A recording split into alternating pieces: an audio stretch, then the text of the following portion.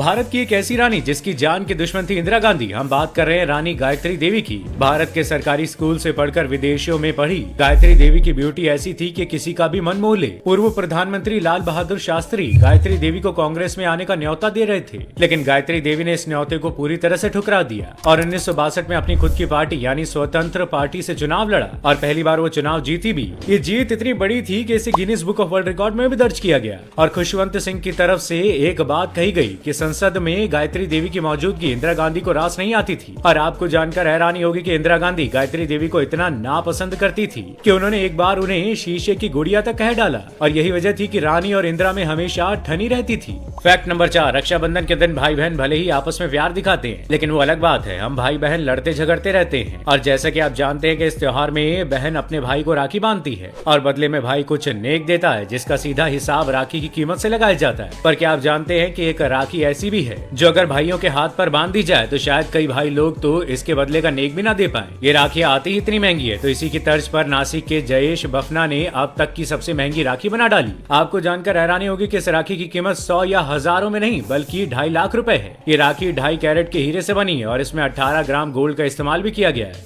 और इस राखी में एक चमकते हुए हीरे को भी लगा दिया गया है और इस राखी को बनाने में कुल 25 दिन का टाइम लगा था। अब देखना सिर्फ इतना है कि कौन सी बहन इस राखी को अपने भाई की कलाई पर सजाती है। फैक्ट नंबर 3, क्या आपको पता है कि साल 2010 में भारत में हुए कॉमनवेल्थ गेम्स में खिलाड़ियों को डेफ सेक्स की एडवाइस दी गई थी, जो कि आमतौर पर खिलाड़ियों के लिए ऐसा किया जाता है। इस प्रोसेस में उन्हें मुफ्त में कॉन्डम मुहैया करवाए जाते हैं ताकि बीमारियों को फैलने से रोका जा सके। ऐसा इसलिए क्योंकि जब कहीं भी इस तरह के गेम्स खेले जाते हैं तब वहाँ HIV के खतरे बढ़ जाते हैं। लेकिन भारत में हुए गेम्स के दौरान एक ऐसी बात सामने आई थी जिसने सबको हैरान कर दिया। दरअसल जिस स्पोर्ट्स विलेज में खिलाड़ी रुके थे उस जगह पर करीब 4000 इस्तेमाल किए हुए कॉन्डम मिले थे। इसका खुलासा तब हुआ था जब इनकी वजह से चेंबर जाम हो गया था। फैक्ट नंबर 2, क्या आपको पता है कि आज से करीब 2 साल बाद आप एक गाड़ी की कीमत में अंतरिक्ष में ट्रैवल कर सकेंगे? कैसे, चलिए बताते हैं। अभी जो तस्वीर आप देख रहे हैं वो एक अंतरिक्ष यान यानी एक स्पेसशिप की है। आमतौर पर इसका इस्तेमाल वैसे तो एलियंस करते हैं, पर यह पूरी तरह से इंसानी है। इसे फ्लोरिडा की स्पेस प्रोस्पेक्टिव नाम की कंपनी ने डिजाइन किया है। इसका नाम स्पेसशिप नेपच्यून रखा गया। ये स्पेसशिप अंदर से पूरी तरह आपको लग्जरी फील देगा। इसमें एक बार में 9 लोग ट्रैवल कर पाएंगे, जो कि करीब 1 लाख फीट की ऊंचाई तक का होगा। और आपको जानकर हैरानी होगी कि अभी तक इसका टिकट 900 लोगों ने खरीद भी लिया है। खास बात यह है कि इसके सफर का आनंद लेने के लिए आपको करोड़ों रुपए खर्च करने की जरूरत नहीं है। इसके लिए आपको सिर्फ $1,25,000 यानी करीब 99.9 लाख रुपए खर्च करने होंगे, जो आपको 6 घंटे के सफर का लुत्फ देगा।